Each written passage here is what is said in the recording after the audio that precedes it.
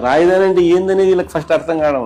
ఆడ ఎయిర్పోర్ట్ కడతానంటాడు. ఇడు ఉంది కదా స్వామి ఎయిర్పోర్ట్ అంటాడు. ఇక్కడ పోర్ట్ లేదు, ఇడు ఉంది కదా నేను సీ పోర్ట్ అని చెప్పి మచిలీపట్నం అని చెప్తాను. మీకు నేషనల్ హైవేలు 4 నేషనల్ హైవేలు జంక్షన్ అక్కడే కలుస్తున్నాయి. 3 రైల్వే స్టేషన్లు ఉన్నాయి. గుంటూరులో ఉంది, విజయవాడలో ఉంది, మచిలీపట్నంలో ఉంది. మెడికల్ కాలేజీలు అన్నీ ఉన్నాయి, ఇన్స్టిట్యూషన్స్ అన్ని అన్నీ ఉన్నాయి. రాజధాని అంటే ఏంది? ఇవన్నీ నువ్వు మళ్ళీ కడతానంటావు. నువ్వు మళ్ళీ 0 నుంచి స్టార్ట్ చేస్తానంట. దానికి మళ్ళీ రోడ్లు లేని చోట రోడ్లు వేయాలంటావు. 20 కోట్లు అయ్యే రోడ్డు 53 కోట్లు అంటావు. ప్రతిదీ స్కామే. ఏం జరిగినా కానీ రాజధాని పేరిట నువ్వు స్కాములు చేసేదాని కోసం అని చెప్పి నిరంతరం ఇక్కడ ఏదో ఒకటి జరిగించే కార్యక్రమం ఇక్కడ చేస్తాం. ఈ కారిడార్ ను ఊరికి రాజధాని కింద డిక్లేర్ చేస్తే చాలు, ఆటోమేటిక్లీ ఇది పెరిగిపోతుంది. ఆడేదో కట్టే బిల్డింగ్ ఆడ ఆపు స్వామి, ఆడ అదేదో కట్టేది ఏదో పెట్టేది ఏదో ఈడబెట్టు.